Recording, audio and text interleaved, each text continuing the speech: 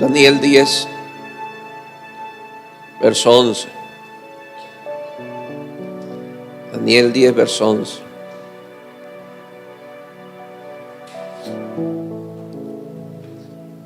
Y me dijo Daniel, varón muy amado, está atento a las palabras que te hablaré, es el ángel. Y creo que deberíamos estar muy atentos a cada palabra del Señor. Y ponte en pie, porque a ti he sido enviado ahora. Mientras hablaba esto conmigo, dice, me puse en pie temblando. Entonces me dijo Daniel, no temas, porque desde el primer día que dispusiste tu corazón a entender y a humillarte en la presencia de tu Dios, fueron oídas tus palabras. Y a causa de tus palabras yo he venido. Nos muestra Daniel la disposición de él para buscar el rostro de Dios.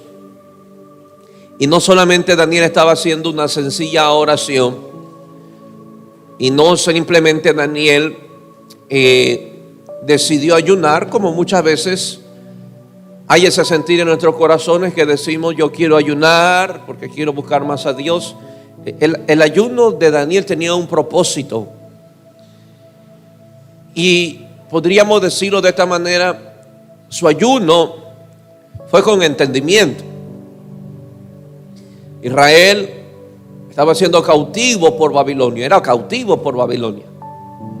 Nabucodonosor, el rey Darío, usted ya sabe la historia, quisieron imponer un ídolo a Israel, muchos doblaron, pero otros no. Y a causa de eso fueron perseguidos, echados al pozo de los leones, al horno de fuego. Pero sin embargo Dios los respaldó, a pesar del conflicto que vivía Israel, el pueblo de Dios, en una ciudad extranjera. Le habían destruido su templo, se habían llevado los utensilios, le habían quitado la adoración a Israel. Nadie podía orar. Imagínate, gracias a Dios no tenemos esa ley, pero nadie podía orar a Dios. Y Daniel nos muestra que hubo entendimiento en lo que estaba pasando. Daniel, después de poner en alto a Dios, Daniel fue colocado en una posición muy alta en el gobierno, casi que la mano derecha del rey. Dios lo premia a Daniel con una buena posición en el gobierno, ejercía mucha influencia, tal es así que aún cuando los sátrapas quisieron matar, no pudieron. Cualquiera se hubiese quedado conforme a una posición alta en un gobierno, ejerciendo influencia sobre una nación. Pero esta posición a Daniel ni siquiera lo llenaba, no lo emocionaba. Y aunque tenía una buena posición, el hombre seguía inconforme.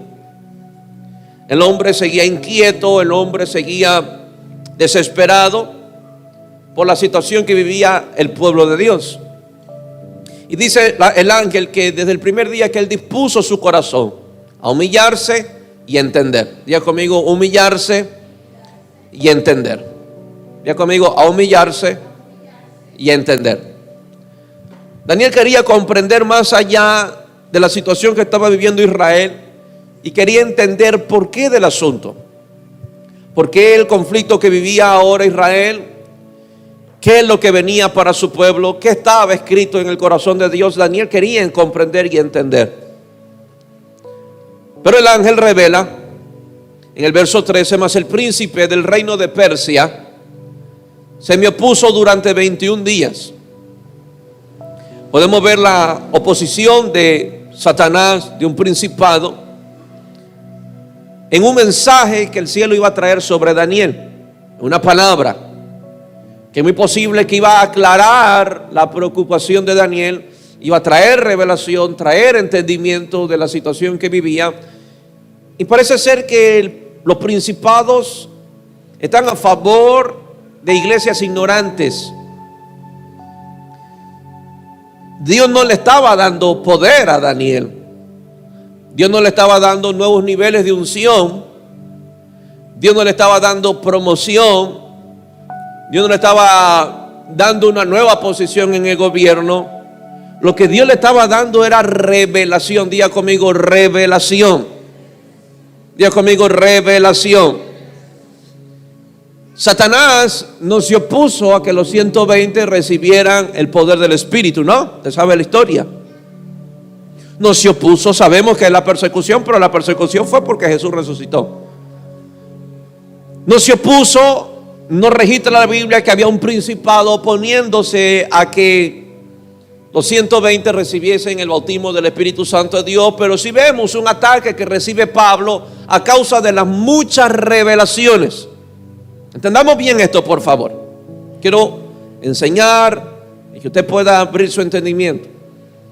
Podemos ver a Pablo que sufre enfrentamientos con el mismo infierno a causa de las revelaciones que Dios estaba soltando a Pablo.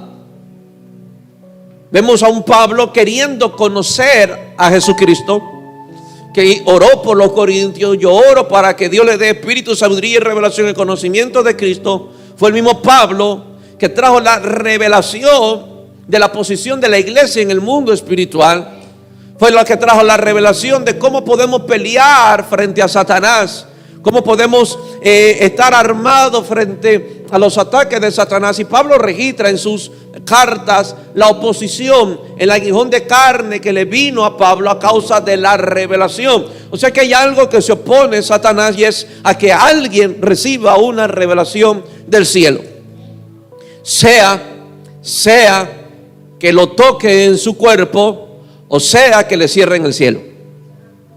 A Daniel le cerraron el cielo por 21 días. A Pablo el aguijón tocó su carne.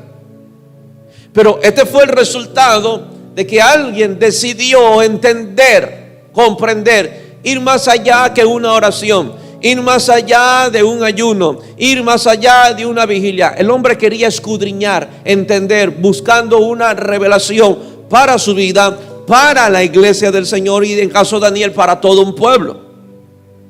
Nosotros nos podemos quedar con oraciones cotidianas del día a día, con lecturas cotidianas del día a día, y no ir más allá. Y Satanás se opone y usa sus principados para que la iglesia no tenga entendimiento, no tenga revelación. Diga conmigo, revelación. Diga conmigo, revelación. Por esa razón usted va a ver a Jesús muchas veces hablando sobre el corazón engrosado, que teniendo ojos no ven, teniendo oídos no oyen, porque el corazón se le ha engrosado. Podemos ver que Jesús no podía revelar los misterios del reino a corazones engrosados, oídos cerrados y ojos cerrados. Jesús tuvo que referirse a los 12 apóstoles que caminaban con él, que vivían con él, que tenían una relación con él. Jesús tuvo que decirle: a ustedes les revelaré los misterios del reino, a ellos les hablaré por parábola, porque tienen oídos y no pueden oír, tienen ojos y no pueden ver, no tienen entendimiento porque el corazón se ha engrosado. Es interesante que Dios tiene el deseo de traer revelación a la iglesia, pero hay la mayor parte de la iglesia que no quiere entrar a esas dimensiones, a entender, a comprender, a tener revelación de lo que Dios quiere hacer o de lo que está sucediendo ya. Amén o no amén. Vuelvo a repetir, Dios no se opuso, y Satanás no se opuso a que Daniel fuera promovido, pero se opuso a que Daniel recibiera revelación. Amén o no amén.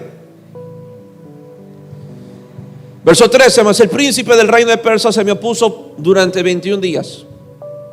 Imagínate 21 días cargado el...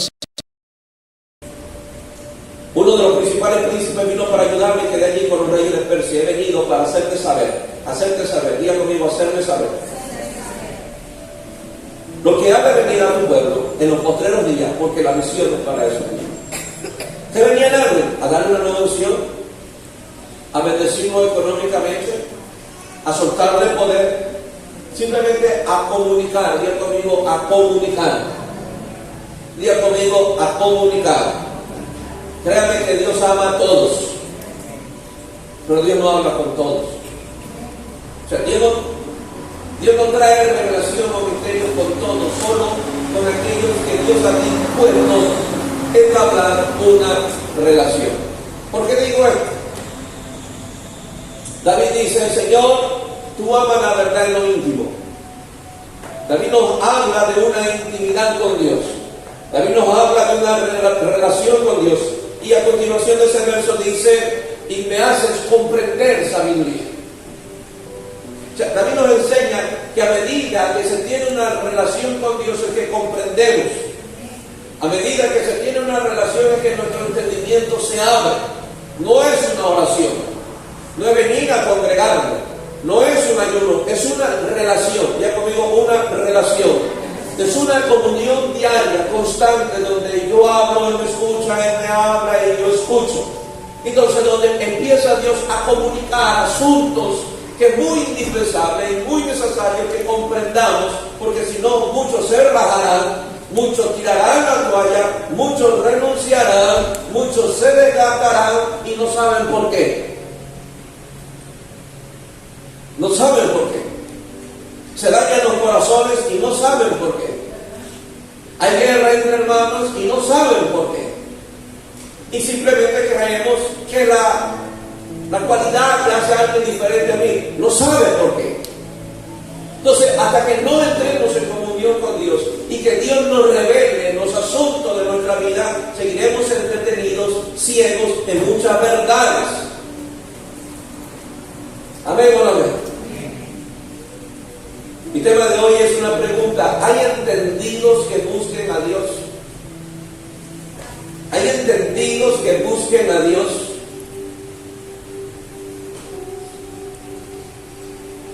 Vivimos en medio de una generación perversa, donde si no buscamos a Dios de todo corazón seremos absorbidos por esta perversidad. Pastor, pero yo no estoy matando a nadie, yo no estoy asesinando a nadie, yo no soy corrupto como los políticos. Capaz no como los políticos, pero sí corruptos. Donde si no buscamos a Dios de todo corazón seremos absorbidos por esta perversidad. La iglesia fue llamada a hacer luz en medio de las tinieblas, indicando que las tinieblas no deben de mermar la luz que hay en la iglesia. Jesús dijo que somos la luz del mundo.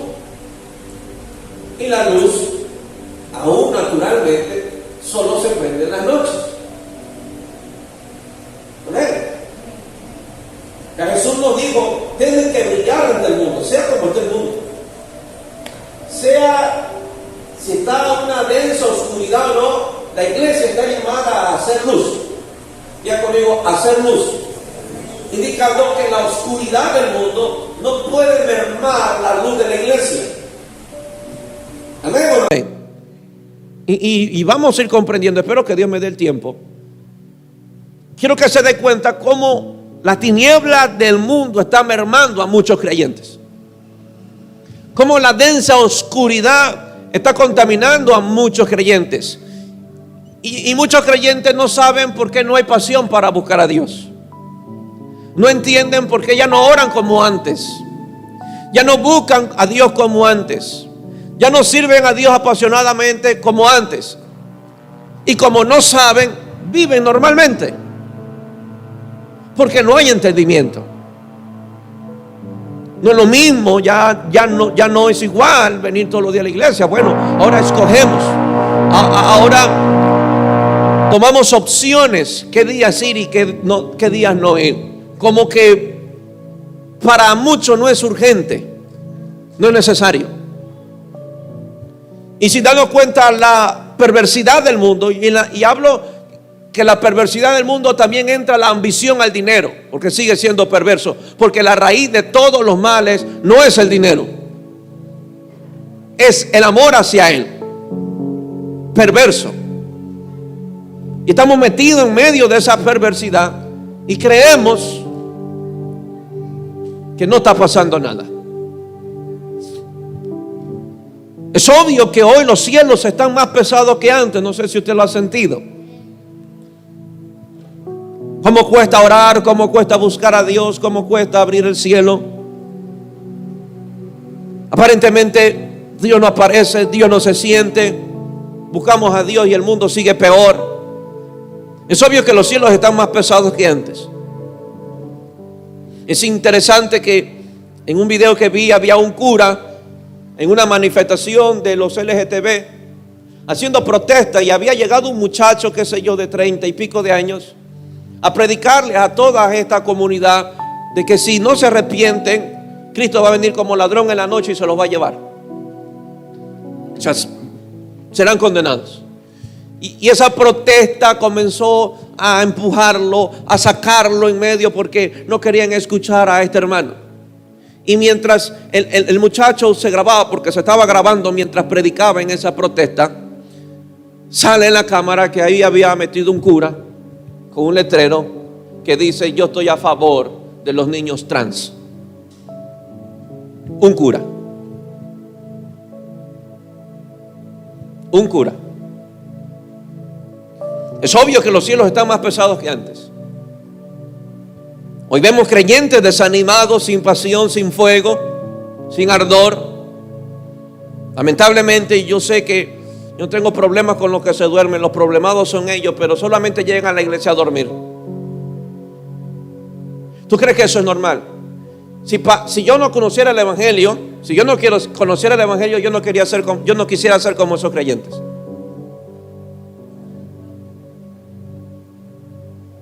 Amén. Me acuerdo que una persona mayor le dijo a alguien, de un líder Casa Luz: yo tengo problemas de azúcar, yo tengo esto y que lo otro, así que no se ponga mal si yo me duermo en la iglesia. Y no me van a decir nada porque yo sufro de esto y a veces me duermo.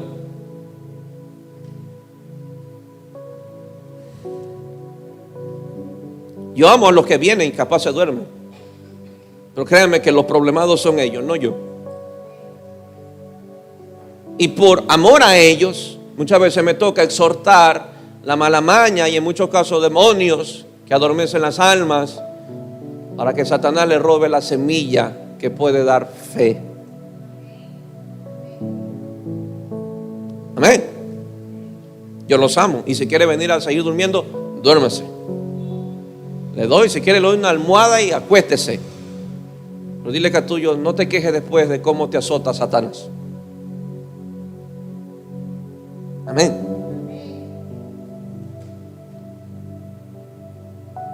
Quise haber traído otro mensaje, pero este fue el que el Señor me puso en mi corazón. Y creo que el viernes continúo con esto. Pero es muy importante que entendamos qué vivimos y por qué de muchas cosas. Muchos creyentes sin pasión, muchos creyentes donde el amor ha desaparecido, sin fuego, sin fervor, donde ya su propósito no vale nada, y más vale un salario básico que el propósito que Dios tiene con ellos. Más vale una familia que el propósito que Dios tiene con ellos. Y seguimos. Vamos a la iglesia cuando podemos. Voy a la iglesia cuando me sobró tiempo. Voy a la iglesia cuando tengo ahí por ahí tiempo libre.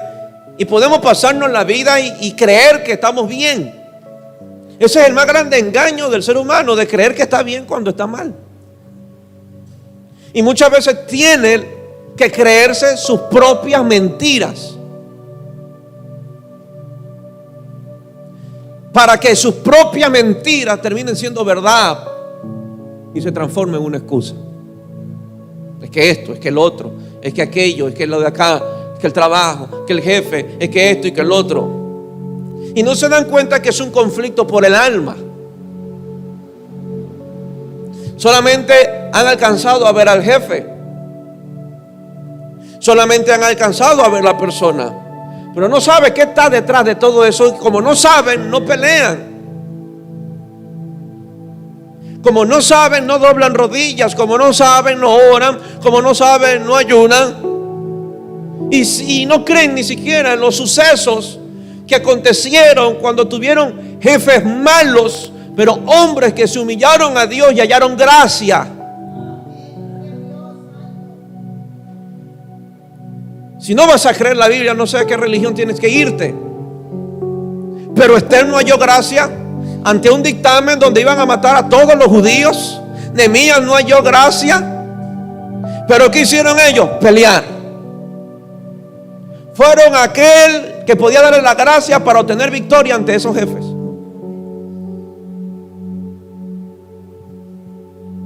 Entonces, es que el jefe, es que el trabajo, es que mi responsabilidad, esto y que el otro. Te hago una pregunta: ¿y si Satanás te tiene entretenido así?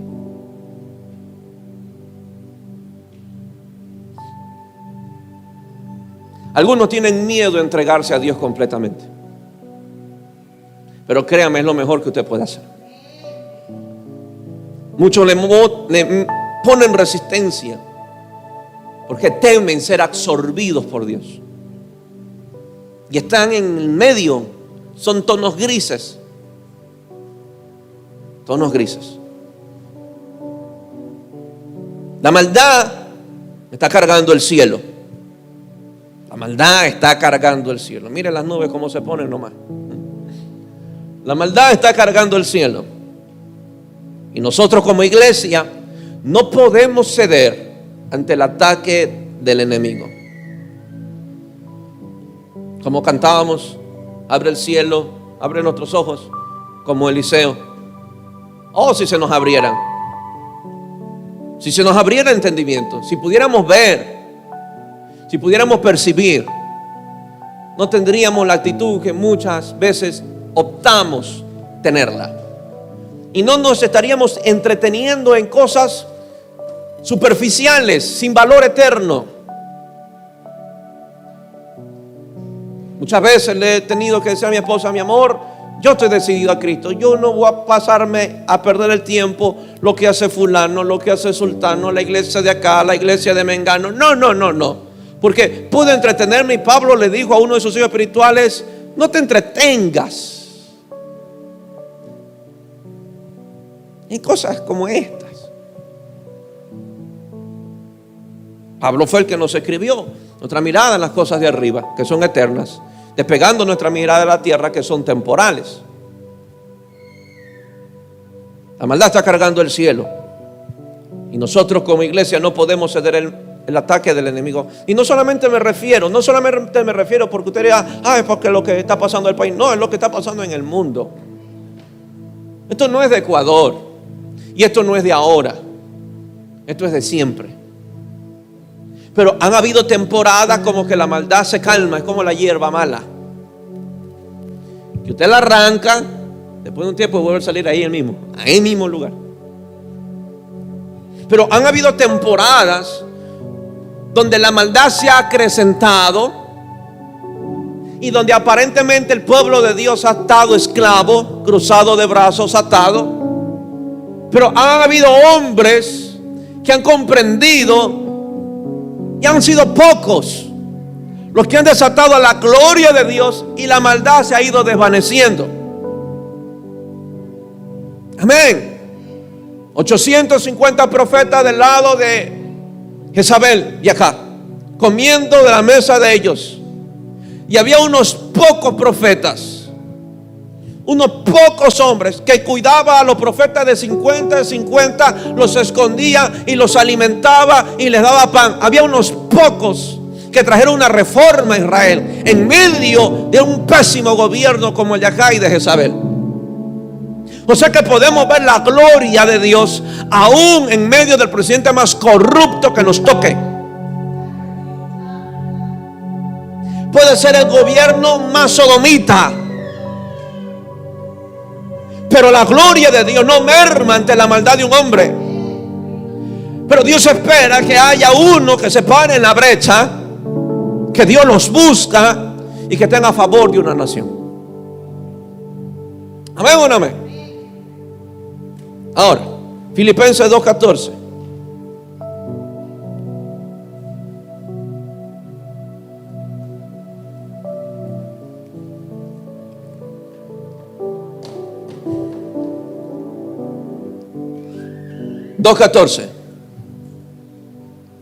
Haced todo sin murmuraciones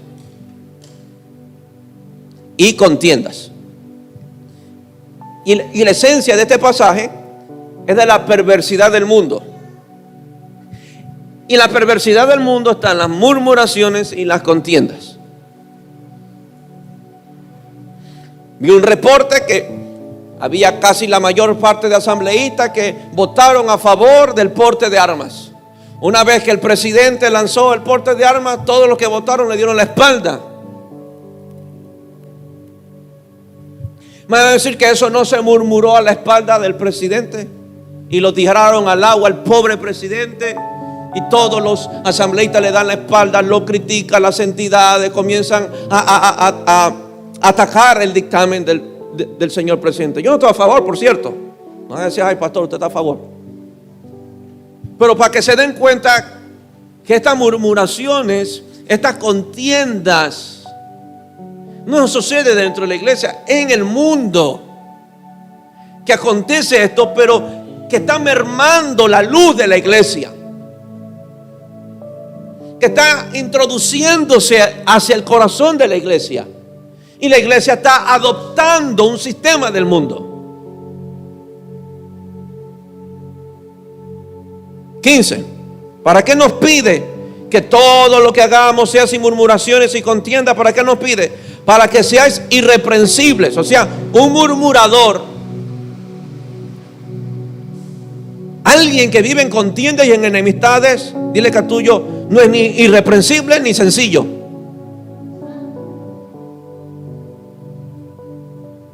Porque nos dicen que nos deshagamos de esto para ser irreprensibles y sencillos. O sea, irreprensibles puros y sencillos, humildes, mansos. Para que seas irreprensible, no ante el pastor ni ante tu líder, ante Dios. O sea, un creyente en murmuraciones y contiendas ya está manchado con la misma mancha que tiene esta generación perversa. Está bien, le estoy explicando el verso, nada más. O sea, alguien, y aún dentro de la iglesia, que se murmura, que entra en contiendas, ya está manchado con la misma mancha que tiene esta generación perversa. Y Pablo le dice a los filipenses: corten eso, desháganse de eso, para que sean irreprensibles y sencillos delante de Dios, sin mancha, en medio de una generación maligna y perversa. O sea que en el sistema de Dios se puede mantener puro en medio de una gran perversidad. O sea que en el sistema de Dios se puede un creyente mantener en pureza. Y no andar diciendo por ahí, es que el barrio donde vivo, el sistema o el mundo como está. No, en el sistema de Dios la luz no se puede apagar. O sea, Dios nos está diciendo, no importa qué maligna o qué perversa sea la generación, o sea el tiempo que te tocó vivir, necesitamos a los luminares.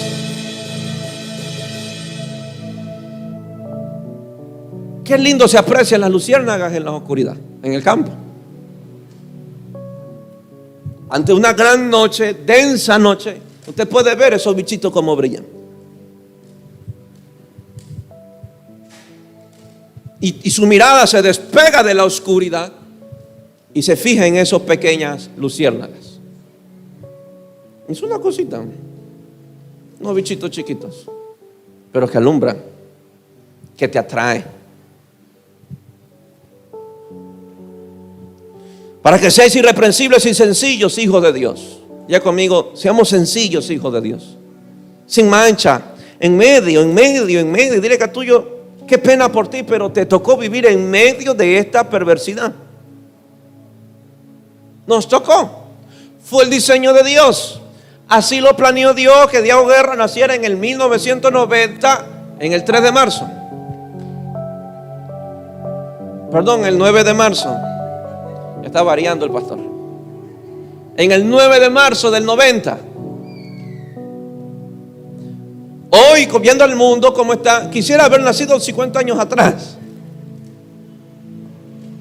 donde la maldad y el sodomismo no ha avanzado como ahora. Pero a Dios le plació que en el 90 mi mamá y mi papá tuvieran una noche de pasión y naciera esta hermosura. Amén. A nuestros hijos, yo hubiese querido que mis hijos no nacieran en esta época. ¿Les tocó? Les tocó. Amén. Amén o no amén. Y no es que Dios nos mete a un pozo. Verá cómo viven en esta época. No. ¿Sabe la capacidad que tenemos si buscamos a Dios de corazón de ser luminares en medio de esta gran perversidad? Ante una densa oscuridad seremos esas luciérnagas que están por las universidades, que están por los colegios, que están por ahí en los trabajos, que están en los barrios. Eso le devolverá esperanza a aquellos que están hundidos en tinieblas. Verán los sodomitas que se puede ser hombre y se puede ser mujer.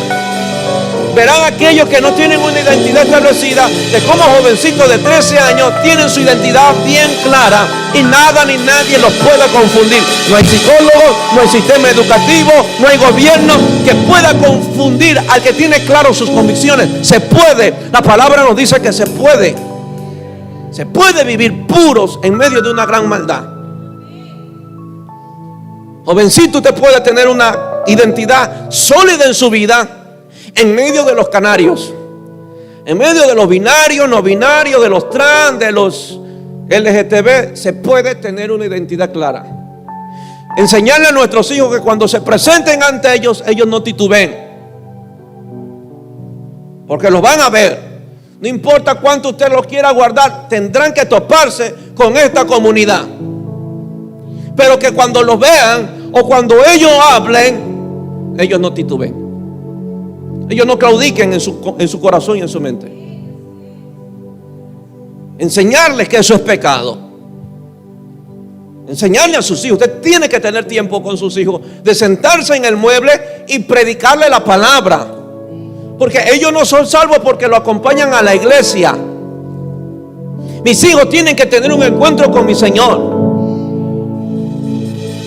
Usted tiene que sentarse, mamá o papá, con su hijo, con Biblia en mano. Claro, no le va a dar una prédica como el pastor de 2 horas, pero en el idioma de ellos usted le puede predicar. Ellos pueden ya saber lo que es pecado y lo que no es pecado. No crea que porque vienen a la iglesia son salvos. Nos toca esa parte. Queremos que nuestra generación no se pierda. Queremos que nuestros hijos se mantengan rectos, amen y sirvan a Dios. Dile que a tuyo, entonces deja de perseguir tanto la plata y salva a tu próxima generación. Que a veces por la mucha responsabilidad y por el mucho trabajo no le damos tiempo a nuestro legado y no estamos construyendo un legado, alguien que nos represente el día que nos muramos. Ojos amenes. Es una realidad la que vive el mundo hoy. Estamos viviendo en medio de tanta maldad y perversidad. Debe haber un contraste entre cómo vive el mundo y cómo debe de vivir la iglesia. Entre cómo vive el mundo y cómo debe de vivir la iglesia. Aunque la gracia de Dios se haya derramado sobre nosotros, no indica que las demandas del cielo han desaparecido. Siguen las mismas demandas. Sé santo como Él es santo. Tenemos la gran responsabilidad de marcar la diferencia y de afectar a este mundo perverso. Como decía un hijo este domingo, que nos animaba a todos a predicar. ¿Qué hace usted solamente llegando de casa a la iglesia? ¿A quién salva? ¿A quién ilumina? ¿A quién le habla de nuestro Señor? Y usted puede pasar 30 años solamente de un trabajo, de una casa, y a sentarse y no hacer más nada. Y el mundo perdiéndose entre sus ojos. Espero que se hayan sentido animados por este hijo. Amén o no amén. Y él no solo predica porque tiene alguna iglesia en casa. Le predica predicaba desde antes que yo le diera la responsabilidad de la iglesia en casa. Predicaba al drogadicto, predicaba a los hacheros, predicaba a los del barrio. Era el capo del barrio. Todos ahora lo defienden, que nadie se meta con Raulito. Y se ha ganado el respeto predicando el evangelio. Y no ser sucio como ellos. Se ganó el respeto por hablar de nuestro Señor.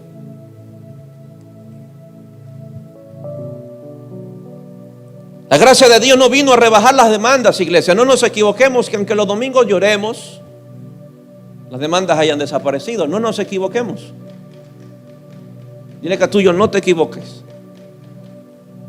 La gracia de Dios no vino para rebajar las demandas de Dios, sino que con ella ya no hay excusa para pecar. O sea, me atrevo a decir que te la pusieron más difícil.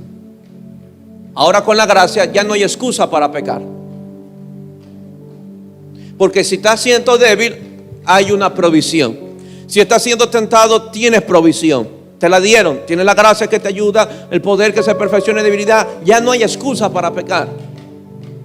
Una sangre preciosa que nos lava, que nos ha hecho libres. Pero creo que en la medida que la iglesia busque de Dios, Dios afectará a este mundo por medio de ella. Tenemos que afectar a este mundo. Tenemos que afectar a esta sociedad. Oro cada día y cada semana. Estoy orando para que Dios use con unción a cada predicador. Y que cada iglesia en casa se convierta en una antorcha para ese barrio oscuro. Cada uno fluye en su gracia. Cada uno fluye en su particularidad. Pero la misión es la misma: salvar almas. Mateo 24:12.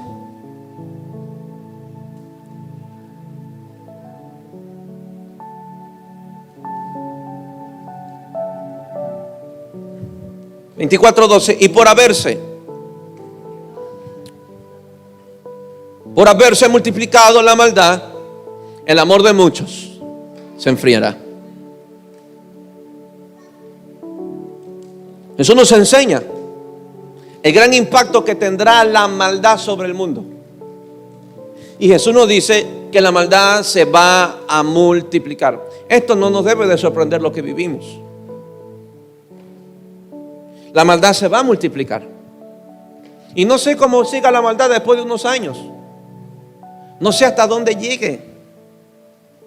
Pero dice que la maldad tendrá un impacto sobre los que aman. Dice que esta maldad, en su multiplicación y en su reproducción, tendrá gran impacto que provocará que el amor de muchos empiece a enfriar, empiece a mermar, empiece a desaparecer o a desvanecerse. Debemos prestar muchísima atención entonces a las palabras de Jesús y evaluarnos cómo está nuestro amor hacia Dios y hacia nuestro prójimo en medio de esta perversidad. O si estamos peleando o estamos en guerra como el mundo también lo está. Estamos dividiendo como el mundo está dividido. Estamos amando a los nuestros, a nuestra familia, a nuestros hermanos, a nuestros hijos. O estamos matando como el mundo también lo mata.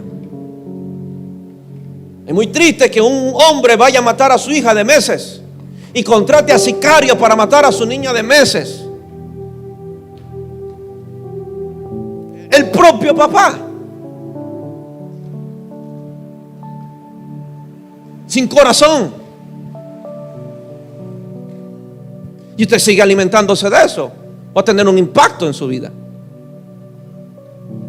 Empezará ya a no creer en la gente porque usted va a decir: ya aquí no se puede creer en nadie ya, ¿sí o no? ¿Sí o no? Entonces te afecta, nos afecta la maldad que vivimos. Andamos en la calle a la zozobra.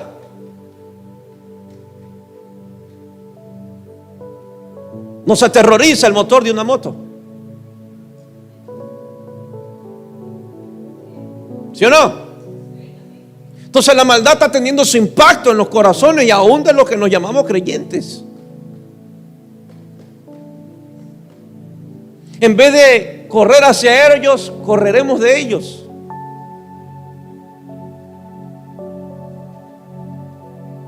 Si esta maldad crece, te apuesto que los predicadores del Evangelio Cambia comenzarán a quedarse en casa.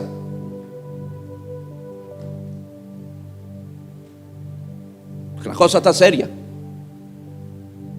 Ya no sé si le estoy predicando al líder de los choneros, al líder de los lobos, no sé. Y empezamos a que la fe comience a menguar, porque la fe obra por el amor. Los versos comenzaron a dejar de tener poder en nuestros corazones. Ya no nos aferramos a las promesas. ¿Por qué? Porque la maldad empezó a multiplicarse y está impactando los corazones que una vez decidieron amar. Y son las señales antes. O sea, si no es el fin, o sea, si esto es antes, imagínense el fin. Y Jesús la remata diciendo: esto es principio de dolores. O sea, en otra palabra, esto recién comienza. Y nos tocó a nosotros, a esta generación, vivir este tiempo tan hostil. Muchos planes, muchos proyectos capaz se han detenido por la maldad de hoy. Quiso emprender algún negocio, pero ahora ya no sabe si hacerlo. Quiso comprarse una casa, hace años compró una casa en un barrio, pero hoy se dio cuenta de que ese barrio es la cueva de la droga. Y hago la pregunta: ¿hasta cuándo seguimos cediendo territorio a Satanás?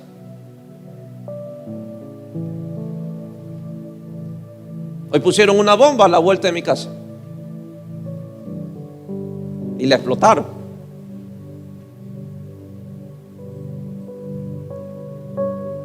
Yo me sentí faltado el respeto por Satanás. Terminamos de almorzar y dije a mi esposa: voy a orar, necesito orar, porque esta no me la va. Yo no me voy a quedar quieto con lo que me hicieron. En la tarde me pasé orando, quebrando: Señor, perdona nuestros pecados. Y me doy cuenta de la importancia, como le escribí a un hijo que me escribía esta semana: papá, todo está bien. Sí, hijo, ya desactivé la bomba, ya está bien todo. Le decía: no podemos bajar la guardia. Como dije la semana pasada, orando por cada metro cuadrado que pisamos. Que tú no sabes si lo próximo que vas a pisar es una bomba. No sabes si a la vuelta está alguien con mala intención. Salga de su casa bien orado, cubierto con la sangre, llamando a todas las legiones de ángeles que Jesús nos quiso traer.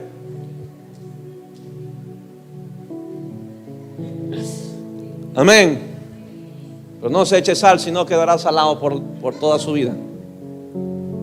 No podemos bajar la guardia. Es una realidad lo que vivimos. No podemos dejarnos cautivar por el temor que infunde Satanás. Sacudirnos, doblar rodillas y empezar a interceder por esta nación, interceder por su barrio. Me contaba un testimonio de alguien que se trepó en el bus y me decía: papá, ni yo enterada, y creo que tampoco ellos se enteraron de que yo estaba ahí sentado. Y él comenzó a redactar. Yo estaba en el bus y yo me senté adelante en la primera fila, pero yo sí vi, me decía, yo sí vi que unos ladrones se subieron y estaban robando atrás. Sacaron a todos, yo no había dado cuenta. Se bajan y de repente todos empiezan a hablar: me robaron. La señora que estaba al lado mío estaba desesperada y yo le pregunto: ¿qué pasó? ¿Que no se dio cuenta que robaron? No. Pero si se pararon al lado suyo, no lo vi. No dice que Él no se esconderá en lo reservado de su morada en el día malo. Sobre una roca nos pondrá por encima de nuestro enemigo. Vamos a creer. Si no votemos, yo pongo ahí, tengo 3 tachos para que usted guste esa Biblia. Si usted no va a creer en esa promesa, será mejor que se cambie de religión. Pero tenemos grandes promesas. Uno ora más que antes ahora. Uno se atrapa en el carro y orando, y la sangre de Cristo, los ángeles de Dios que me hagan invisible ante los enemigos. Que todo hombre y mujer perversa que se levante contra mí caigan y tropiecen ante su poder. Que todos mis angustiadores caigan ante los pies de mi Jesucristo.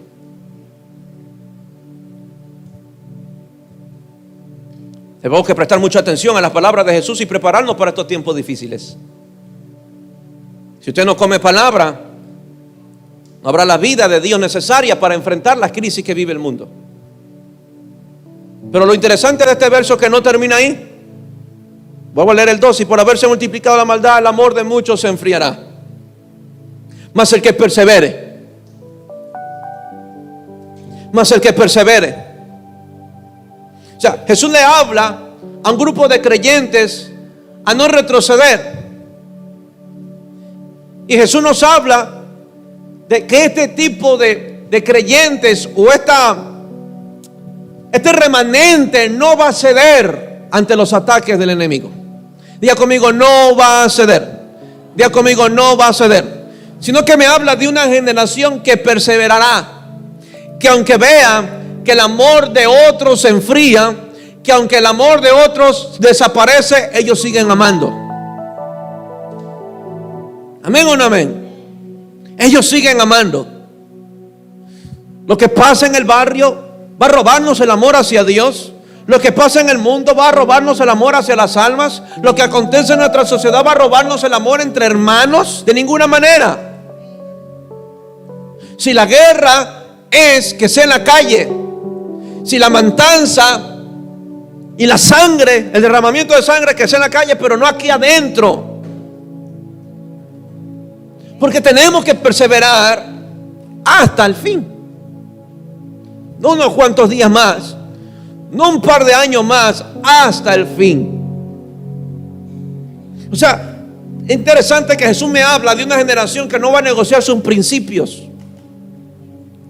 que no va a poner en tela de duda sus convicciones, sino que va a perseverar en todo lo que Dios en todo lo que ellos han permitido que Dios escriba en su mente y en su corazón. Amén o no amén. Hoy estoy estudiando. Interesante. A mí me gusta estar con jóvenes y la mayor parte son los jóvenes. Disfruto estar rodeado de jóvenes porque uno se siente bien joven. Pero en el salón donde estoy hay de todas clases. Es una pesca completa. Hay toda clase de peces. Y uno lo puede ver complejado, sin identidad. Le falta amor, amor propio, los arrogantes, hay de todo. Y mientras yo estoy ahí le digo, Señor, dirígeme y dame la oportunidad de hablar a Jesús aquí. Pero que no sean mis fuerzas. Dame la señal, dijo alguien. Dame la oportunidad. Y van la mayor parte de muchachos más de negro que cualquier otro color. Y uno los mira, los inspecciona y ora mientras. A veces el profesor dice, ¿sí entiende? Y la vez casi se me dice, amén, amén. Casi se me sale.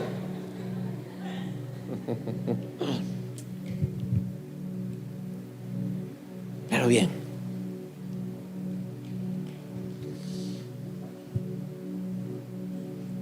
Siempre lo he dicho.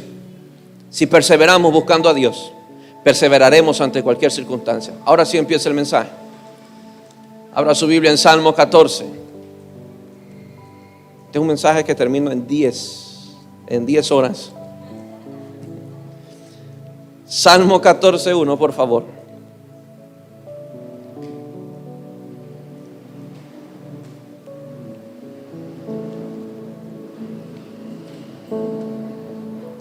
Dice el necio en su corazón: no hay Dios.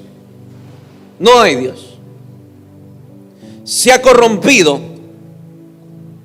corrompido, hacen obras abominables y no hay quien haga el bien. Imagínate que esta maldad ya había en el tiempo de David. Y el hombre se atrevió a decir: lo que yo veo es gente necia en su corazón que dice que no hay tal Dios.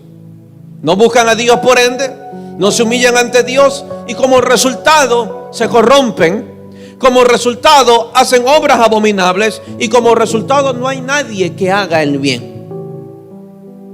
Hoy estamos palpando la necedad y la terquedad del hombre para buscar a Dios. Y esa necedad trae como resultado corrupción. Trae como resultado corrupción. El creer que no necesito a Dios, el creer que puedo vivir una vida sin depender de Él, es necedad en el corazón. Y la necedad en el corazón, la terquedad en el corazón, trae como resultado corrupción. Ya conmigo, corrupción. Y corrupción en cualquier tipo. Obras abominables. ¿Por qué digo esto? Porque Jesús se atrevió a decir, cuando un hombre era libre de una cautividad del mismo Satanás, dijo: si tú no cuidas ese corazón, una vez ya sido libre, si tú no lo cuidas, pueden llegar 7 peores. 7 peores. O sea, indicando que los que han sido libres por Dios no les conviene dejar a su libertador. El día que dejen a su libertador, hay 7 feroces esperando la necedad ver en el corazón para entrar otra vez. Y Jesús dijo: una vez ser limpio, cuida el corazón, busca a Dios para que no entren 7 peores. Amén. No podemos caer en una necedad nosotros como creyentes, creer que buscar a Dios no es necesario. A veces lo buscamos para calmar una conciencia, o solamente lo buscamos para entrar al cielo como un amuleto de la suerte, o como un boleto al cielo. Pero no lo busco. Nos conformamos con haber dicho: yo creo en el Señor y soy salvo, y nos hemos conformado con una confesión de fe, donde la confesión de fe no es evaluada por una confesión, sino por la vida que es el resultado de mi confesión. No podemos quedarnos ahí. Yo necesito a Dios, y le digo en mis oraciones: Señor, líbrame de creer que un día no necesite buscarte. Líbrame. ¿A cuánto le ha pasado que no quieren orar? Padre, el resto, Señor, ya te lo puedes llevar, ya llegaron. Alcen la mano los que han sentido no orar, no leer la Biblia, ni siquiera decir amén. Esa es la prueba de la rebelión que todavía existe en nuestros corazones. El día que usted se levantó y no quiso orar, entérese que su alma sigue rebelde. Y usted puede hacer 2 cosas: o agarra con una cadena y doblega esa alma ante Dios, o cede a la rebelión.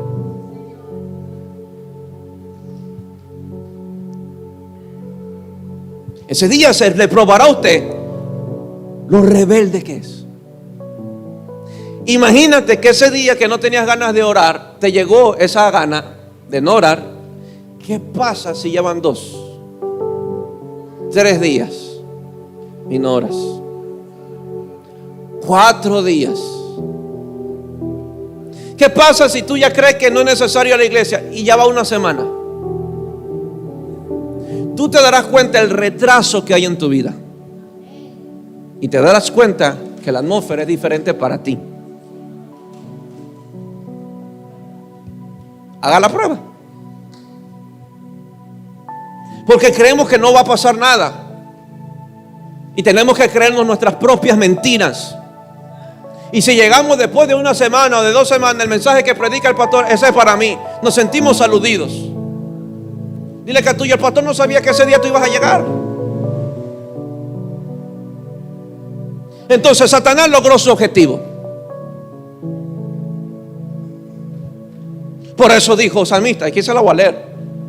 Vamos al verso 2. Jehová miró desde los cielos sobre nosotros. Diga conmigo: sobre nosotros. Para ver. Lea. Para ver si había un entendido que buscar a Dios. O sea, buscar a Dios es de inteligentes. El no hacerlo es de necios. Vemos la necedad en el verso 1 de los que no buscan a Dios y los que dicen no hay a Dios. Pero vemos el entendimiento de aquellos que dicen yo necesito buscar a Dios. Bill Gates no es más inteligente que vos.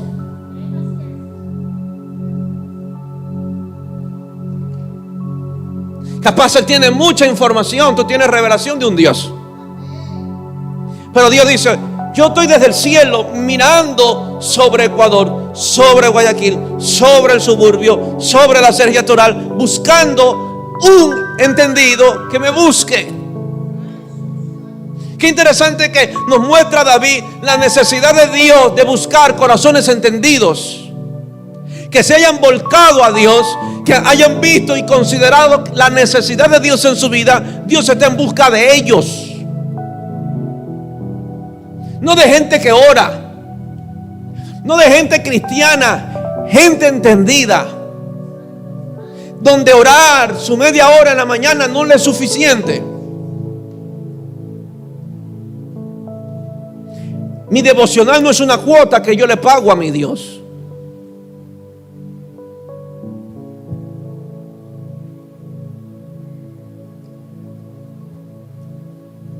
Me compré una Biblia nueva. ¿Hace cuánto? 2 semanas. Ya había terminado de leer la Biblia otra vez. Cerré Apocalipsis. Ahí tengo unos apuntes de Apocalipsis. Vamos a leer la otra Biblia otra vez.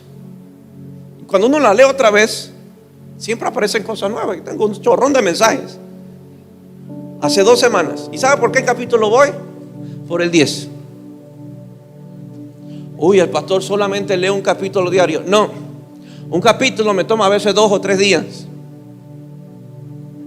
Un solo capítulo. Y estoy ahí. Escribe, subraya, estudia, compara. Un solo capítulo. Pastor, es que usted es porque tiene que predicar. No, quiero conocer a mi Dios. Señor, háblame. Y de repente hay otro verso similar y vos corre al otro verso similar. Ah, eso también dice. La Biblia está blanquita, pero los 10 primeros, no le miento, los 10 primeros es el capítulo 2. Colores y sabores. Yo sí subrayo la Biblia.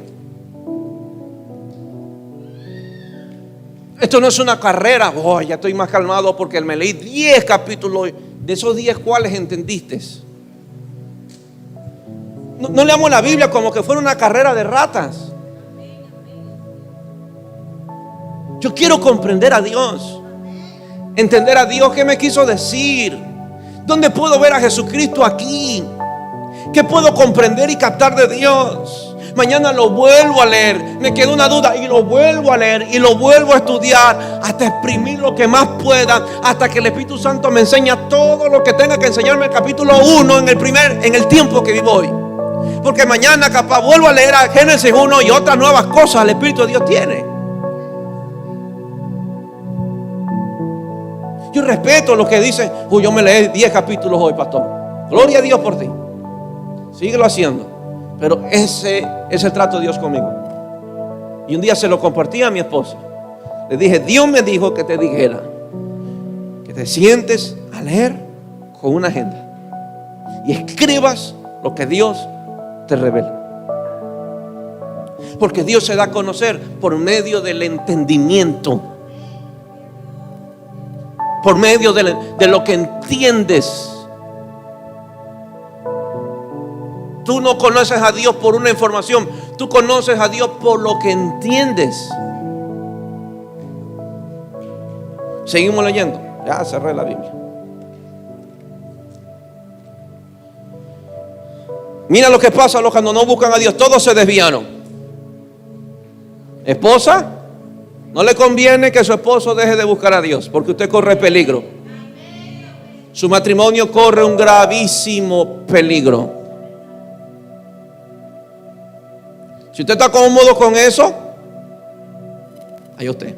Pero si usted ignora que hay un diablo al acecho, que anda como león rugiente buscando a quien devorar, allá usted. No le caiga garrotazos para que ore. Estimúlelo, inspírelo, muéstrele el resultado de alguien que busca a Dios. Sea sencilla, mansa, no mensa, mansa, pacífica, sabia. Y muéstrele a Dios con sus hechos. Y lo mismo esposo. No le conviene a usted, Señor, que su esposa no busque a Dios, porque empezarán las más grandes guerras. En un lado el líder de los choneros, al otro lado el líder de los lobos, y empiezan las más grandes masacres dentro de la misma cárcel. ¿Por qué? ¿Saben? Por un sencillo principio: ¿caminarán dos juntos que no estuviesen de acuerdo? ¿Caminarán dos juntos que no estuviesen de acuerdo? ¿Ustedes ya llegaron a un acuerdo de buscar a Dios los dos juntos? Si solo uno busca a Dios y el otro no, eso no va muy lejos. Le va a llegar las ganas de dejar a su marido, cambiarlo por otro más joven o con más plata. O le llegará las ganas de dejar a su mujer, cambiarla por una más joven, capaz con plata para que lo mantenga.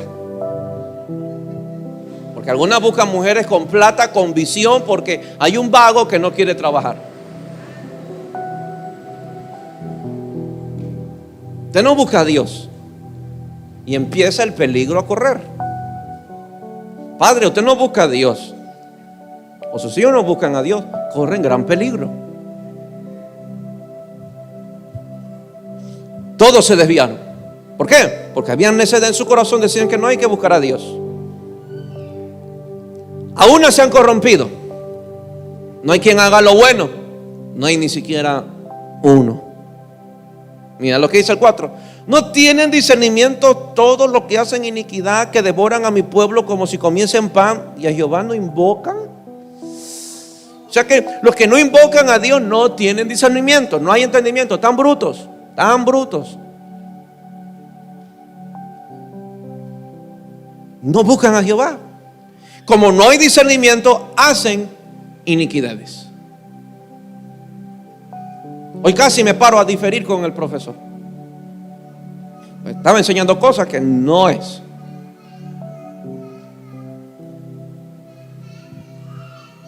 Porque nos estaba dando sobre la investigación, y que a veces la investigación puede resultar buena o mala, dependiendo de la persona. Y él decía que como los farmacéuticas investigan, tanto hace para unos casos para sanar, para ayudar a que la gente se sane, otra cosa, otros lo hacen para negocio, pero nació de una investigación. Y comenzaba a ver lo bueno y lo malo. Y le digo, ningún ser humano tiene la capacidad para pensar lo bueno. Todos somos malos. Hay pastores que predican para negocio. Y la bondad solo la encontraremos en el Señor. Apártese de él y usted será malo, y de los buenos. Seguimos. Ellos temblaron de espanto. Qué lindo esto, porque Dios está con la generación de los justos. Ya conmigo, Dios está conmigo. Y ellos temblarán de espanto. Ellos deben de temblar. Usted no debe de andar por las calles temblando. Ellos tiemblan, deben de temblar, porque se encontrarán con el Dios que anda con los justos. Amén o no amén. Oh, si llegaran. Oro, Señor, que ese día tiemble. Que tiemble. Que tiemble. Yo voy a agarrarme de este verso. Ellos temblaron de espanto porque Dios está con la generación de los justos. Del consejo del pobre se han burlado, pero Jehová es su esperanza. Y termina diciendo: oh, que de Sión, de la iglesia, saliera la salvación para Ecuador. ¿De dónde salía la salvación de Israel? De Sión, de la iglesia. ¿De dónde sale la salvación para nuestras naciones? De la iglesia. Cuando Jehová hiciere volver a los cautivos de su pueblo, se gozará Jacob y se alegrará Israel. En medio de tanta maldad, Dios sigue mirando hacia la tierra. Y no peco en decir que Dios sigue mirando hoy hacia la tierra, buscando a los entendidos que busquen su rostro. Dios no avergüenza a aquellos que buscan su rostro. Están con ellos en medio de tanta maldad. Dios es su respaldo, Dios es su amparo. ¿Tú crees que Dios va a desamparar a los que los buscan? Dios va a abandonar a los que le temen. Él envía a su ángel. Porque la Biblia no dice que me enviará un ángel, no, el ángel de Jehová. El ángel que está con él, el mismísimo, viene conmigo a defenderme de todo mal. Dios no desampara a los que lo buscan. Dios no desampara, no avergüenza a los que le temen. Me atrevo a creer que de la iglesia debe de nacer la salvación para nuestras naciones. Usted es la iglesia, y dentro de usted debe de parir la salvación para nuestra ciudad.